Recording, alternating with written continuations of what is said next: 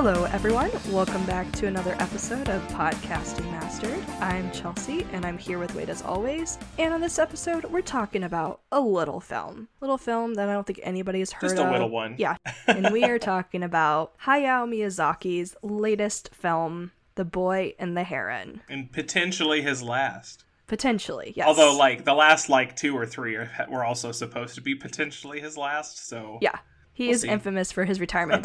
Although I thought he also claimed after this movie came out that he was like, I'm working on my next one already. So I think that's already been said, yeah.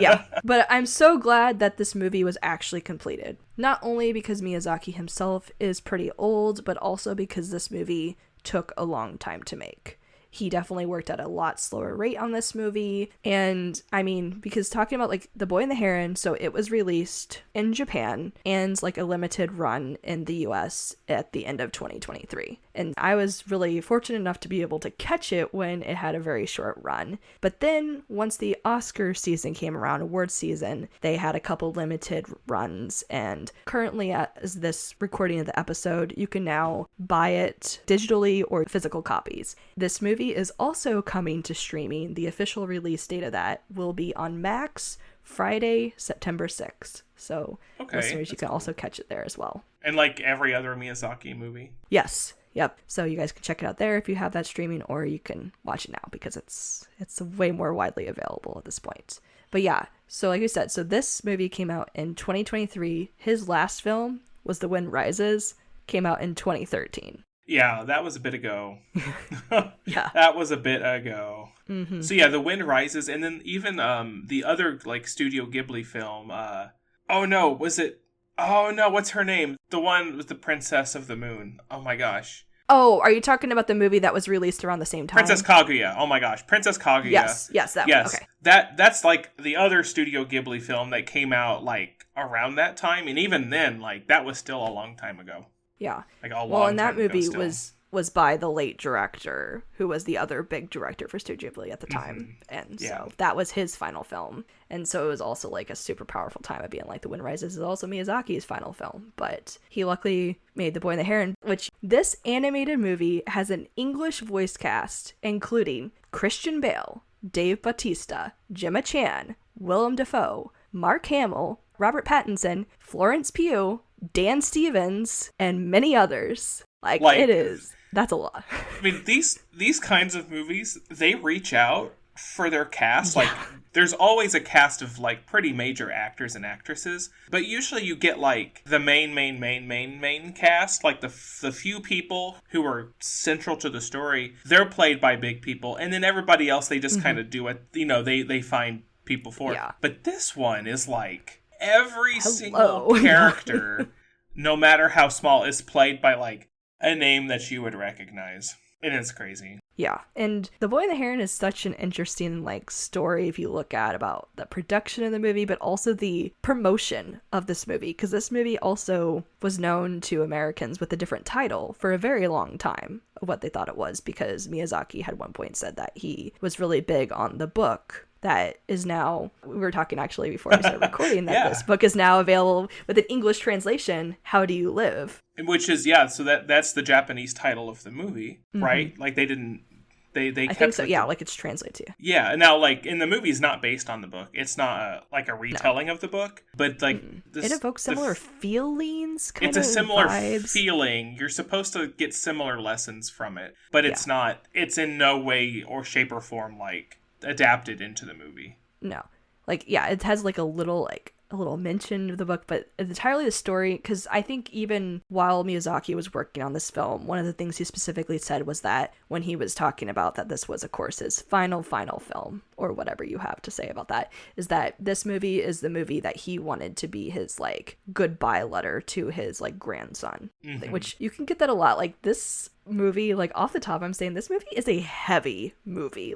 If you're focusing on the movie and what's happening and, putting yourself in place of the characters, there is a lot of emotions in this movie, which it's not weird to say for any Miyazaki or Studio Ghibli film. No. But this one particularly, you can tell that he really put his heart into telling the story he wanted to tell. Yeah. Because this movie, for sure, which we will dive into a little bit of the story in a moment, but I mean, this movie clearly at its core is a Hayao Miyazaki film. Like, it has every element that makes up a very, like, what all of his films have. It almost seems at times callbacks to his earlier films in so many ways. You see like so many similarities, which I mean, in general, his art style and the like everything is like very similar throughout his old movies, because obviously directors have a style and a sense of things, but there's just so many little elements too that you're like, that makes sense, that's a part of a Miyazaki movie, or that's almost like very similar vibes to like this moment in one of his earlier films or it something. Is like it's that. it's not as strong as like an Easter egg, because Miyazaki doesn't really do Easter eggs, but it's more vague than that. But something that I liked was that, like we've said, that Christian Bale's in the film.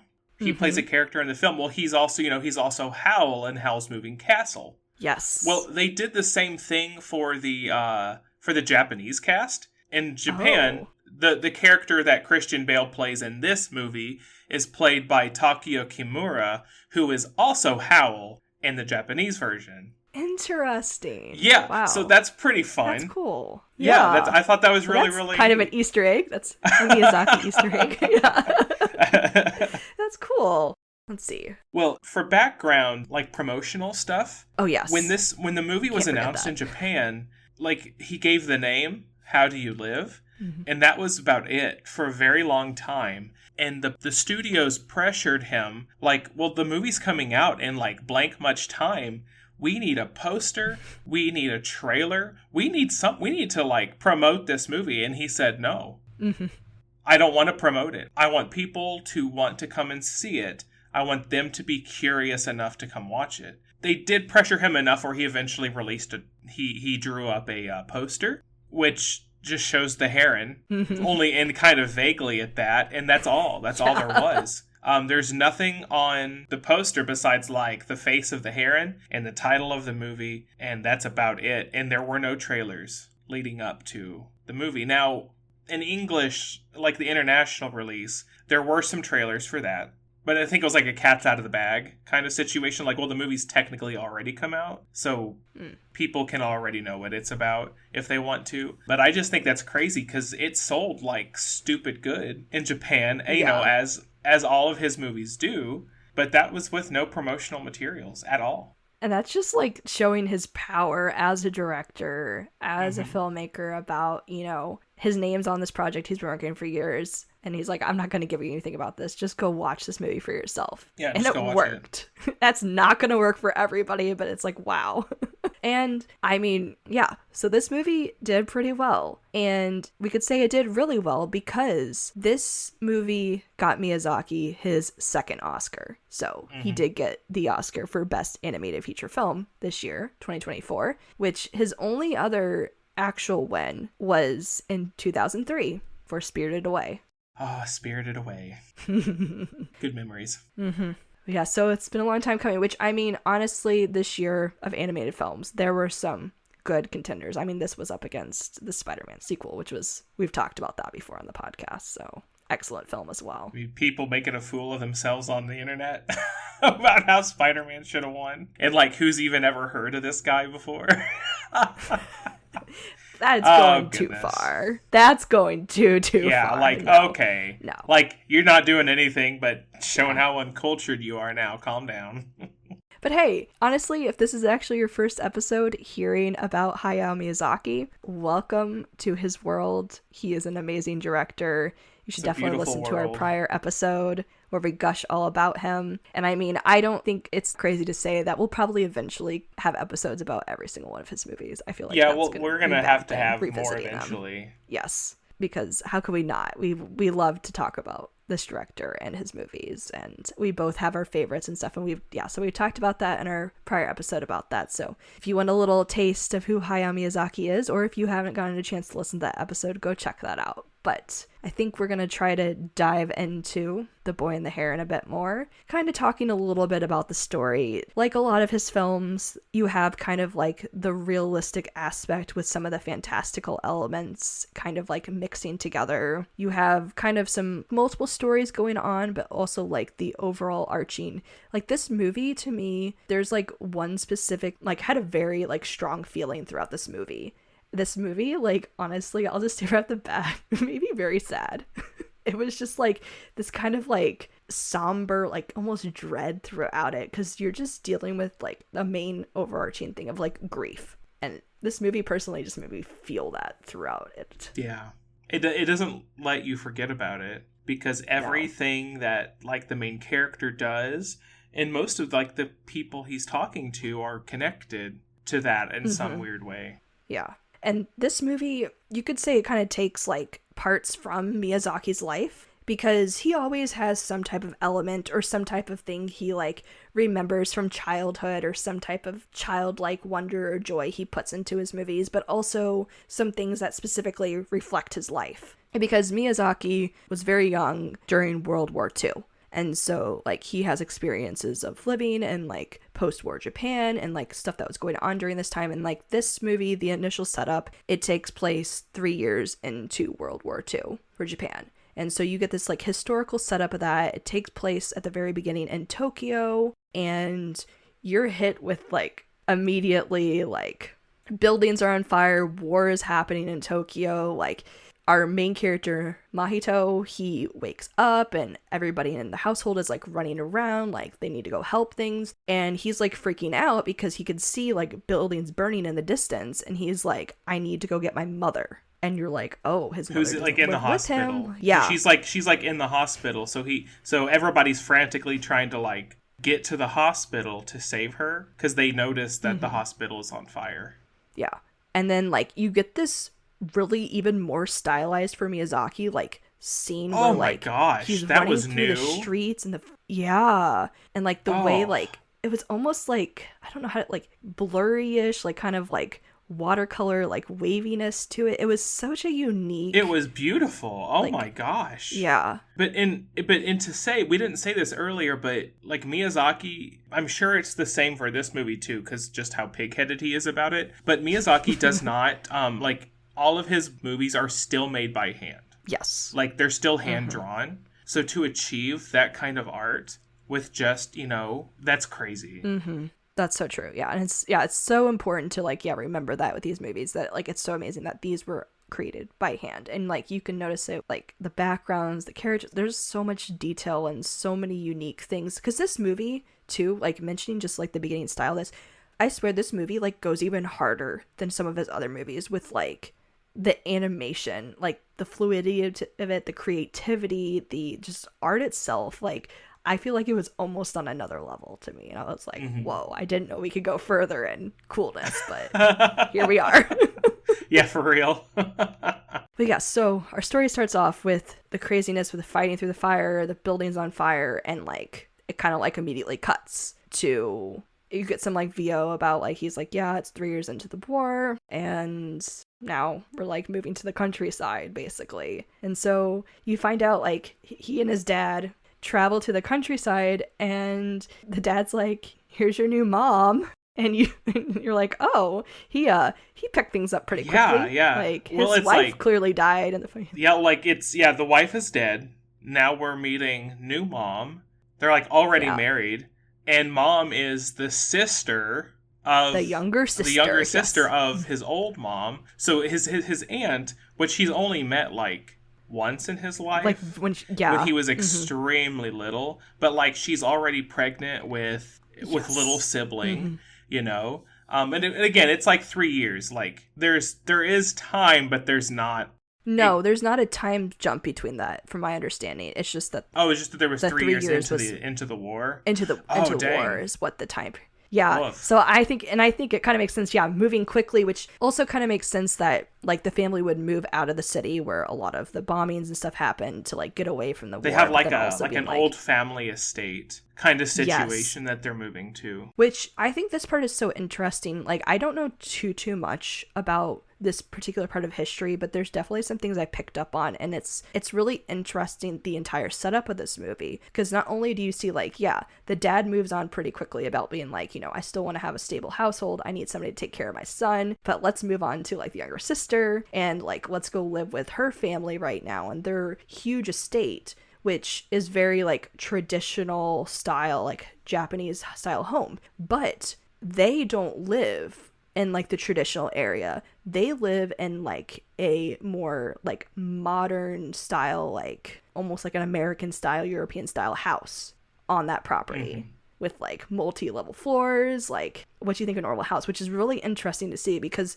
people specifically, I think you see in Japan, a lot of wealthy families would kind of be like, well, we want to kind of quote like modernize, and they would take and incorporate that style into homes and build them on their property. So you can also just see how wealthy this family is and how much they're like disconnected from the people around them because they have that money to make the quote more like newer modern style housing that they can live in, which we do see that contrast when we have our main character try to adjust to this lifestyle and also go to school. But like you can clearly see how different people deal with grief throughout this movie, because we're already introduced to 3 characters who have to deal with grief. We have our main character who is the son whose mother just died. We have the husband who has quickly moved on, in a sense, or we at least believe he has, to marry his wife's younger sister. But then we have this new wife, this new mother, also dealing with being pregnant, but also like clearly, you know, it was her sister that died and she's dealing with all this as well. So it's just this crazy thing. And another thing too is specifically wealth in this movie is the dad is all for the money and he loves to flaunt his wealth because he also has a big factory near the big like family home where they're doing like airplane parts and stuff, which I think we see a lot of similarities to Miyazaki's life and stuff like that. Like kind of like with his dad. And then I believe his mom was actually hospitalized like for quite a while when he was younger as well. She didn't die in the hospital as far as I know, but it's kind of those like similar feelings of a child dealing with that. And let's see, so we have Mahito, who basically has to adjust being thrust in this situation with a new mom that's his aunt that is having another child soon, and then has to go to an all new school. And what we see about like this, it's like a really, really brief moment for him, but we just see like how much of an outcast he is in this situation. Because when he attends the school, he dresses very differently than everybody else. Like clearly he looks like he has nicer clothes. He almost looks like he's a little more formal in his approach and very polite. And everybody else looks like not wearing his quite fancy clothes because this area is more the countryside. So a lot of these people work on like the farming and everything and working the crops, production. And this is also during the war. So it's a lot of like manual labor happening during this. And everybody, all the kids are just like, who does this kid think he is? Like, clearly he knows nothing. Like, you don't know what our lives are like. Like, we don't like you because you're not like us. And so he does get bullied because of that. Well, bullied and beat up, and like day one, like he walks home and his clothes are in tatters, and he's obviously just been like assaulted all day. Yeah. Well, and he takes it a step further because he just doesn't want to deal with that emotional drama. Like, he does end up injuring himself further because he smashes that rock on the side of his head because he's like, I don't want to deal with that. Yeah, I was like watching that and I was just like, good God, like, oh, that's graphic. I was just like, you poor child. Oh no, like, oh no, why'd you do that? But yeah. But it's also an interesting situation too, because once he goes like back to his new home and everything, and like all the people there are freaking out because I forgot to mention, like, this household is huge, but in a sense that there's a lot of like kind of like caretakers, servants per se, and they've all like been with the family for generations basically. So we have a lot of old ladies that deal typical. With like taking care of things. Yes. Yeah, the very typical, you know, Miyazaki film old lady types, which they're kind of cute and also kind of creepy at the same time. If the seven dwarves were old ladies, that's what's going on.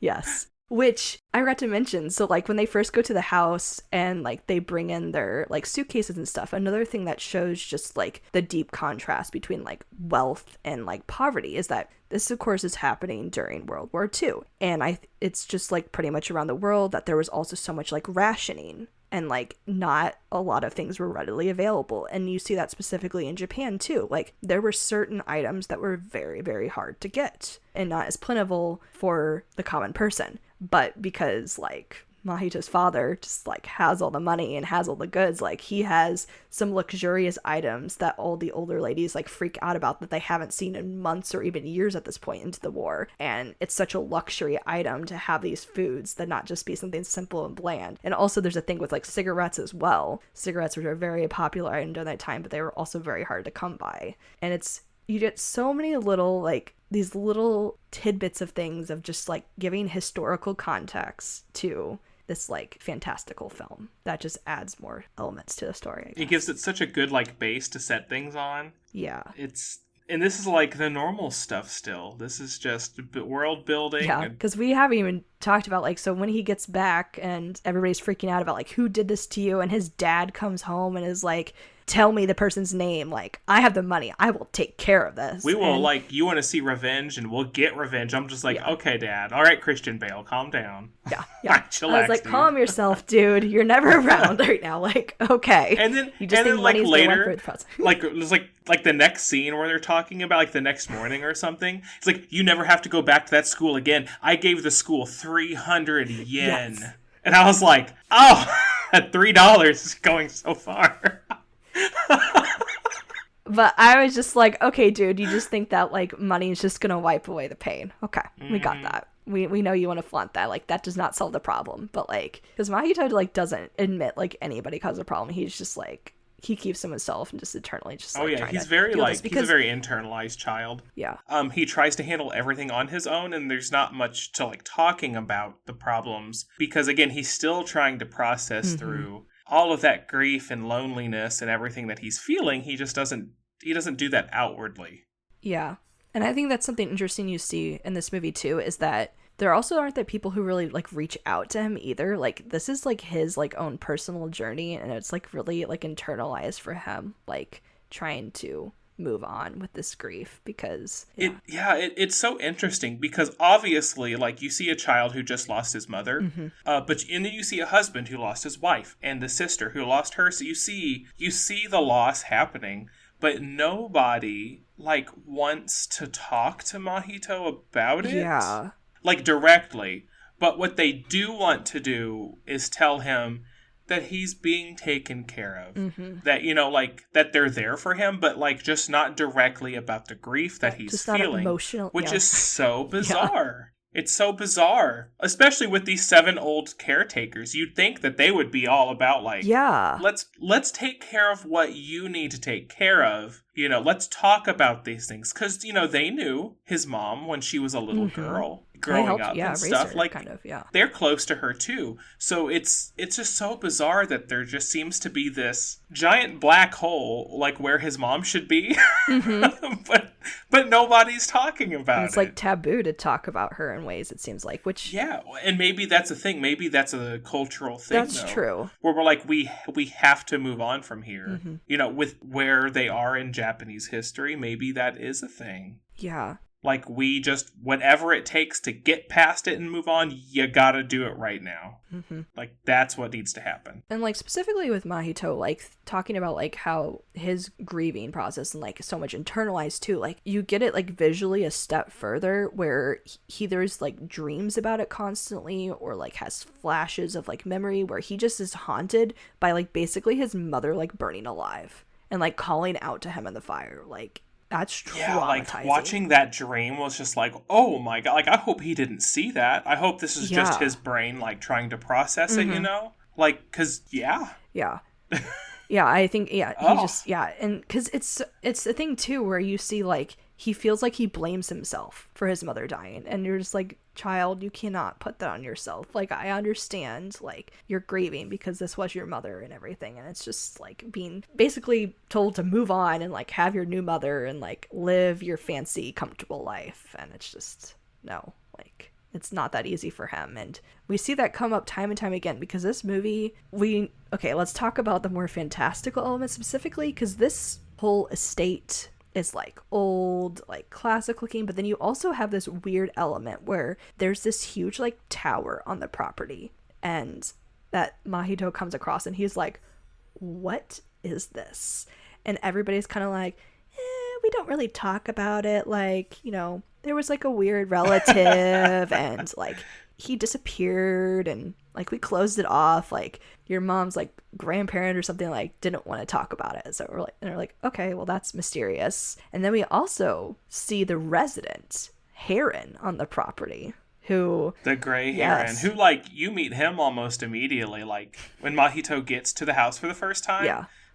Like he sees the Heron, and the new mom is like, oh yeah, that's the gray Heron. He, he's here. He lives here. He lives around, But then he like flies into the house kind of, and she's like, now that's strange. He doesn't do that. So, but then it's like that's not just like the one or two instances. Like Mahito is like sees this Heron and like everywhere, and like either has dreams or feels like this Heron is like mocking him, like taunting him, like trying to mess with him / trying to potentially kill him at the same time. And like it's like an immediate, like very antagonistic relationship. And even when the Heron starts to talk, like antagonizing Mahito, like immediately, but it's like Mahito's not like, oh wow, a talking Heron. He's like, come over here and say that to my face. Yeah. And he starts making like weapons to kill the Heron with. I mean, it's immediate. They're like immediately in a war. Yeah. Well, because the Heron is also kind of like pretending to like be his like dead mom or something, and being like,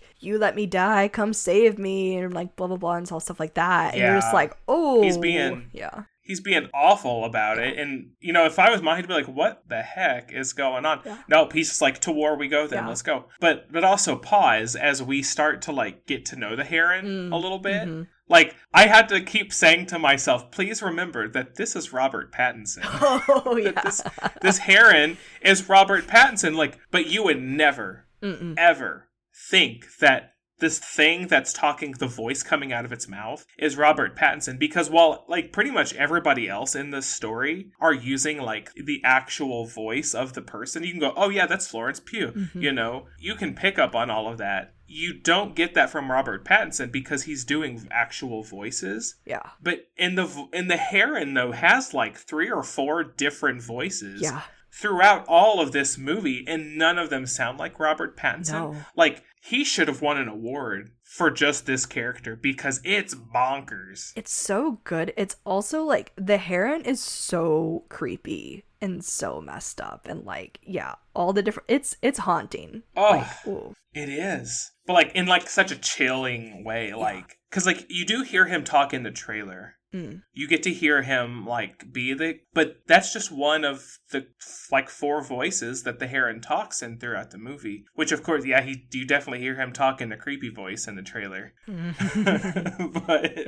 But there's more to it than that, and that's crazy to me. Yeah, and, like, having this Heron's, like, presence throughout this movie, like, really adds to, like, those feelings I talked about at the beginning of this episode of just, like, it just adds, like, this extra dread and just depressing nature to this film, because you're like, this is just such an eerie, like, super antagonistic character just right off the bat. And, like, of course it's a film where there's more than meets the eye with these characters, but yeah, it's just off the bat you're like, what the heck is this Heron's problem? This Heron is like after Mahito, and Mahito is like, yeah, I need to like defend myself against this, and like unsuccessfully, it seems, like tries to like use like things around the house. But then you also get like, is this real life? Is it in his head? Because he's also like still recovering from his injury. You see him like wake up in the middle of the night. You see him like go over by the water, and you're just like, is this like, what is going on in this whole journey with him? But I thought it was really interesting when he like gets help and he learns how to make a bow and like makes an arrow. Because I'm pretty sure like, because they don't have like readily available a lot of supplies and whatnot, like he uses like sticky rice as like the glue to put the feathers in. He's like resourceful. And I was like, that's so interesting, but it's also kind of cool. And I'm like, no, he made a nice bow and those arrows, because he like experiments with different things. And of course he's like, well, an arrow like needs something else to help like balance it out. So he was like, well, the Heron keeps dropping all these feathers everywhere, so he uses the Heron's feathers on his weapons. And this is where it kind of leads. So you have this whole like thing with like, he wants to just deal with his Heron to go away, but then you're also dealing with the fact that, so we should say like, so Mahito's like new mother / aunt, her name is Natsuko, and like we said, she's pregnant, and like it seems like pretty like far along. Yeah, she's pretty far along. Yeah, because of how, like, the story develops with her. And, like, while he's recovering at the house, Natsuko's kind of, like, in bed dealing with a lot of, like, morning sickness or, like, potential issues with their pregnancy and stuff. And so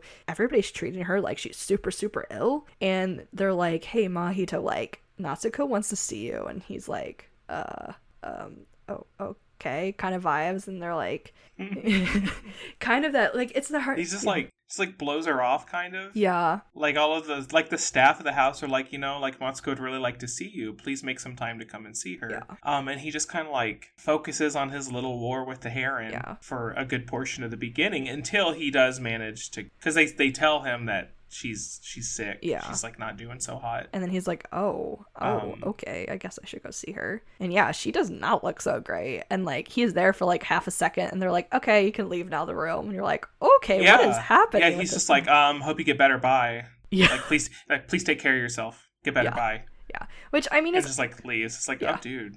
Yeah, which honestly, like, you can see it's kind of being a jerk, but also, like, yeah, it's hard for him to cope because this is supposed to be his new mom, but he's also getting a new sibling soon, and also, like, but you're my aunt and my mom, like, okay, let's deal with all this. Because he notes that, like, she looks just like his mom. Yes, which is also just kind of weird. There's so many things that would be so difficult to, like, move past, like, move through, especially when you're hit all at the same time with all of these things. Yeah.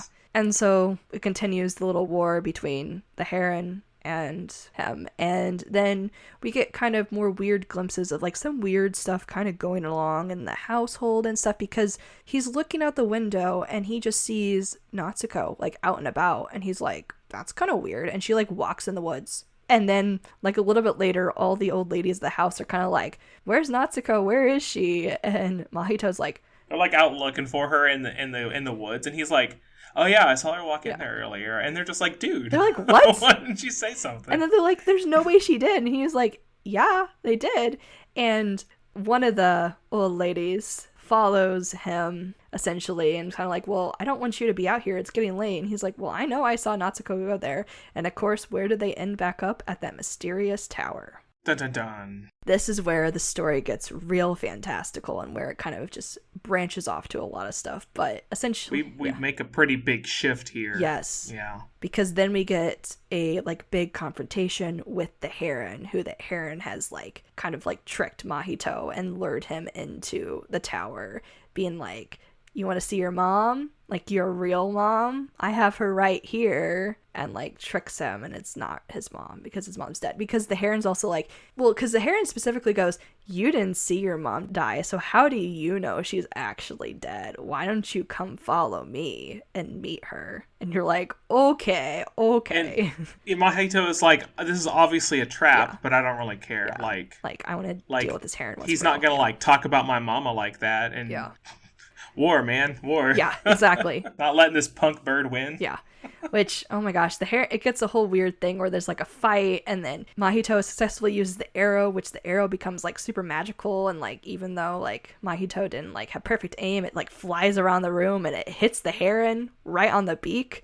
And this is where you get a very unique transformation of, like, the Heron is more than just a heron. The Heron is also a suit for, like, a weird creature, and, like, that's where things got really kind of creepy. Like a weird little person, kind wearing of. A bird's who, like, comes out of the Heron, but then, like, out of his mouth. Yeah. It's really weird. It's so creepy, but so Miyazaki. Yeah. And, it's, like, that Heron is intimidating, too, Yeah. You legit think the Heron is... And, like, I love what he says to Mahito, too. Is like, if you, like, I see you got yourself a bow, go ahead, take a shot. But if you don't kill me, just know that what happens next, you're not going to like. Yeah, I was like, oh. And he shoots the bow and misses him. And that Heron squares up and, like, just starts screaming, like, you missed. You did it. Here we go. And Mahito's like, oh, no. Yeah.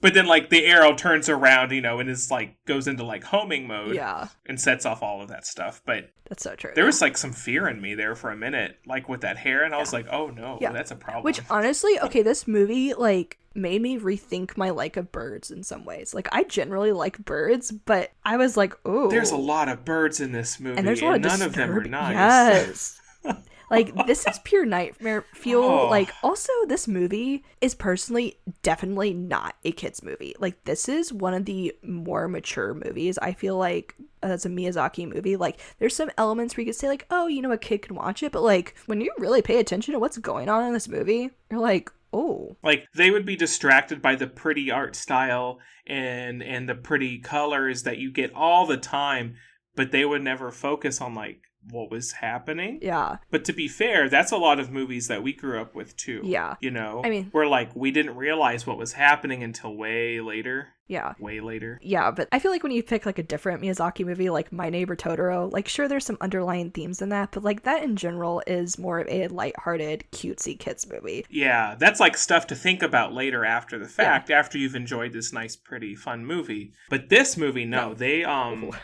screen, Mm-hmm. they go into some stuff. Yeah. And it's like, oh, lordy. Yeah, like, it just already starts right off the bat with the Heron, and you're like, you think that was the creepiest part of the movie. You're like, nope, there's more. There's also more to think about. But this whole sets into motion this whole thing where then Mahito gets transported to, how would you describe it? Would you call it like a parallel universe, like purgatory? Like, I was getting some pretty big, like, parallel purgatory vibes from it, for sure. There's a lot of that in there. I would almost actually compare it to kind of the, like, World and Soul in a way, because it is that similar vibe of, like, death, but also, like, birth, because we see some of the characters that are definitely, like, dead, kind of almost the Pirates of the Caribbean style thing, where they're, like, rowing in the boats. Kind of, yeah. Well, you could take that farther, and it's like destruction and recreation. Yeah. Too. There's a lot of that going on, and that's kind of like to explain myself on that one would kind of be going into spoiler territory about what happens later. But the whole point is that they create for things to destroy themselves again afterwards, to go along with, like, the death and life, the rebirth, the stuff like that, as seen with a bunch of the characters that he meets after he gets to this other world. Mm-hmm. Yeah, it's so many different levels. It's so interesting. That's why it's so hard to just simply describe, like, what this world is, because you have so many different elements going on, because you definitely have characters that are, like, kind of almost stuck in the past, but also, like, different versions, because you're like, oh, this character has a similar name or something, but, like, wait, and he's like, Mahito's like, wait, I know a character like that, but, like, they're, like, old or something, or, like, what, because yeah, it's so weird, and you meet so many characters who are like that. Yeah. Where, like, you think, are they this person? Is that what's, like, are they mirrored in, like, the real world via this? Mm-hmm. But then you have the birds. Yes. You have all of the birds who, like, seem to, like, be a part of that world. And again, the birds are just, ugh. Which I think is kind of a commentary kind of on climate change specifically, because a lot of the birds, like, they're really, like, evil in this world and desperate for, like, living on, but they also talk about, like, we traveled from a different land because our homes were deteriorating and we were forced to this place and feed upon these things, and because you see other birds trying to feed on, we have one of the little cutesy things, you know, a Miyazaki film has to have some type of cutesy little thing. I loved them so much. Oh my gosh. The little, like, spirit things. Yes. The warawaras. Yeah. Which are these cute little, like, whitish little blob things. You're like, oh, they're so cute. They're, like, ready to eat food and stuff, which where we get some very visceral catching of, like, fish type things and cutting them open and cooking them. I hated that so much. I hated it. I was like, whoa there. Well, like, when the girl does it, I was like, oh, that's very Studio Ghibli. She made it look so easy and it looks so good. Mm-hmm. And then, like, and she's like, your turn. And then he has to do it. I'm like, yeah, that looks really difficult.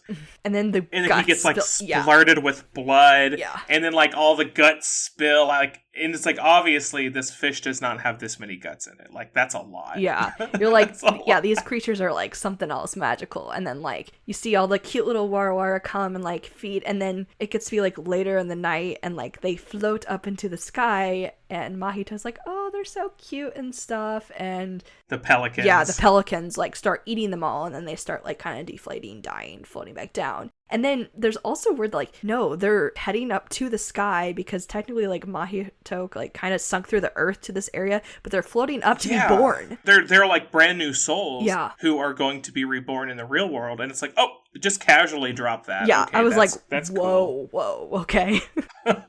And they start getting eaten by the pelicans. Yeah, and I was like, no. Oh, I was like, oh, there's so many disturbing layers to that too. And I was also like, their things are so cute, gosh. and the evil pelicans, because then we just gulping them right up. Yeah, because then we see Mahito come across one of the pelicans that like had gotten destroyed because a lady comes by in a boat and like uses fire powers to burn everything in sight, and Mahito's kind of freaking out because he's like, you're killing the Warawara, but like she was also trying to stop the pelicans from killing everything. And so we see one of those charred things, and then they start talking, and I'm like, ooh. And then of course the voice that comes out of it is Willem Dafoe. Yep. So it's fine. It's so on brand for that. It matches up.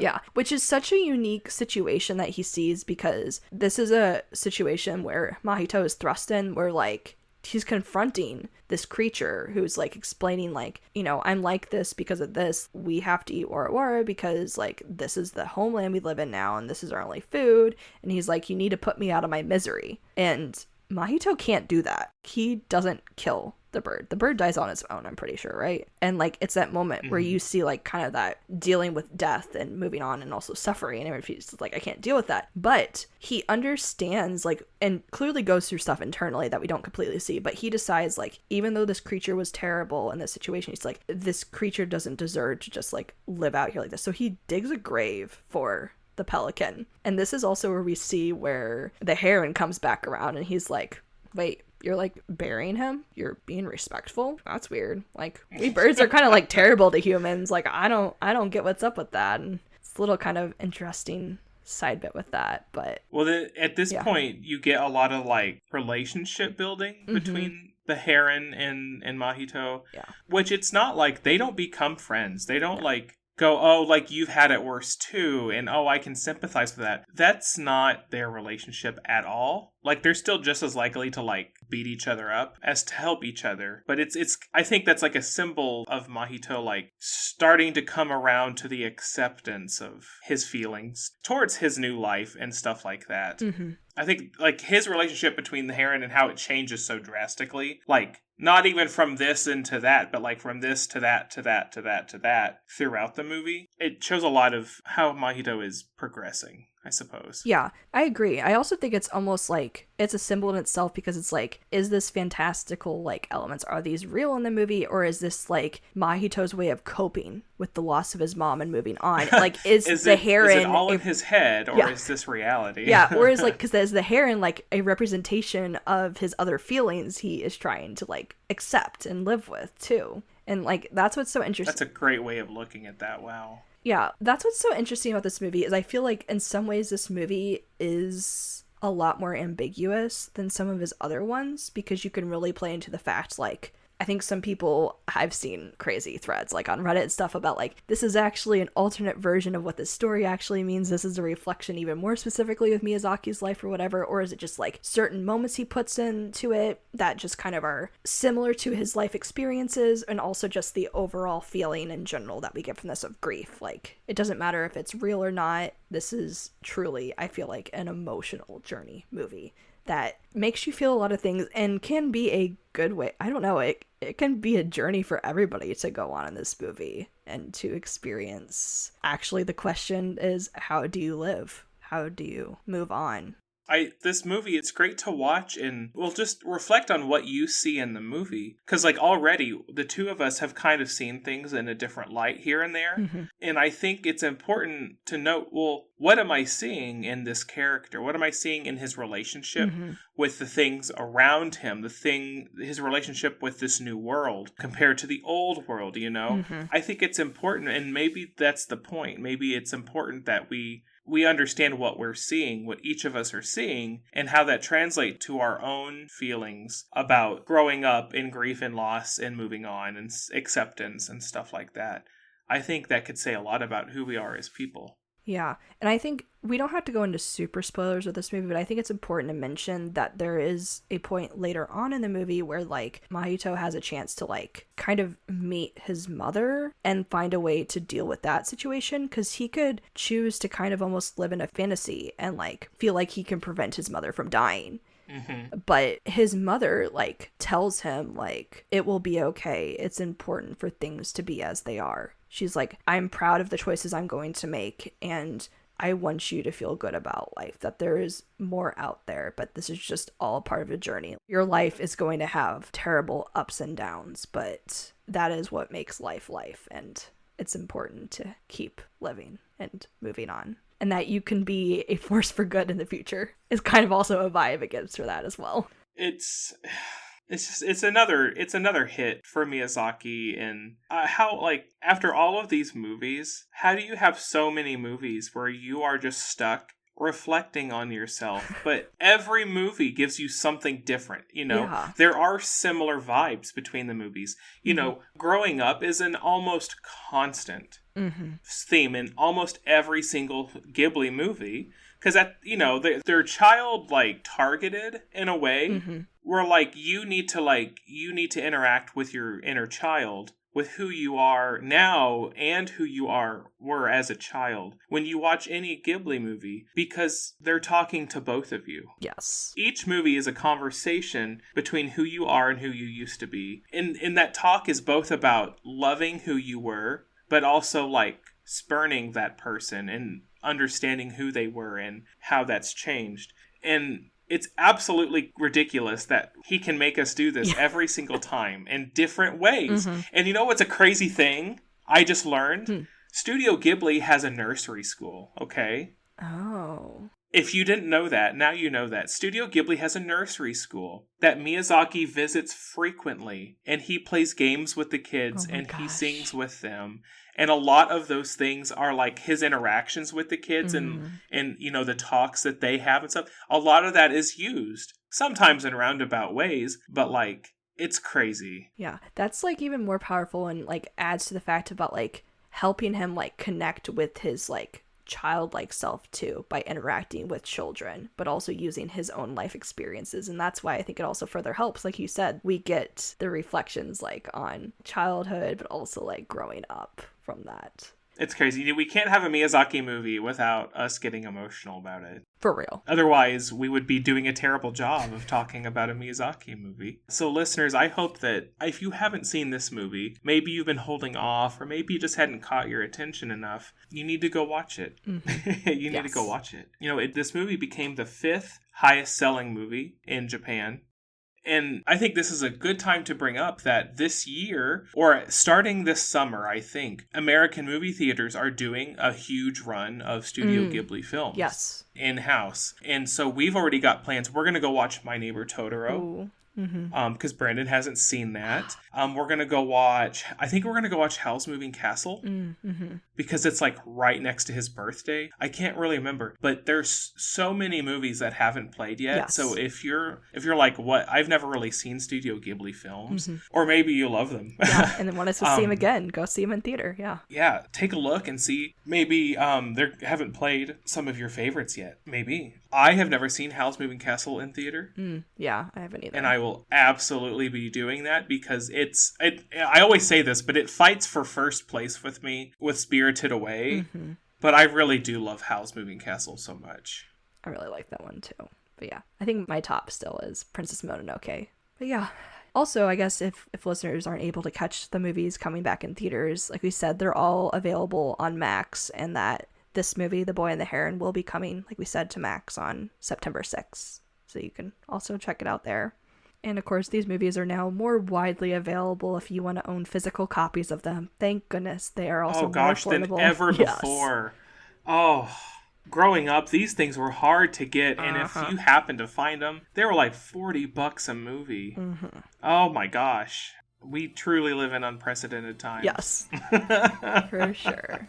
Like we said, listeners, we hope you enjoyed this episode. Let us know if you have seen The Boy and the Heron and your thoughts, or if this has made you want to go see the movie. Let us know that too. You can follow us on social media at PodDemastered, and as always, just make sure you follow or subscribe wherever you listen to this podcast so you don't miss out on future episodes, whether we're covering Miyazaki or something else you're interested in. We have plenty of, Marvel, X-Men stuff, Disney, lots of other varieties coming your way. But yeah, I think That'll do it for this episode, and once again, thanks so much for listening, and we hope you tune in to the next one. See ya. See ya.